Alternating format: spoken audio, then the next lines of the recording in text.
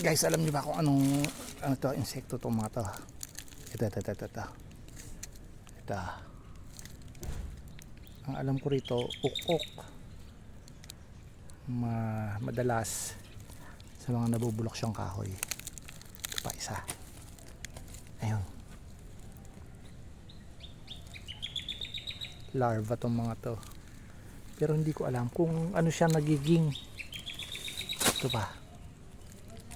Ang dami. Ang lalaki. Ano ba to? Pag naging adult na ba to? Ano to magiging?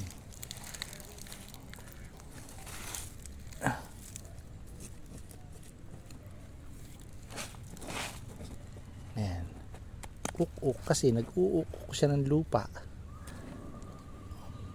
Ayan. Yan to. Meron pa rito. Nagalaw yung lupa. O yan. Ito nyo gumagalaw dito. Ayan. Ay malalim na siya. Ayun. Ito.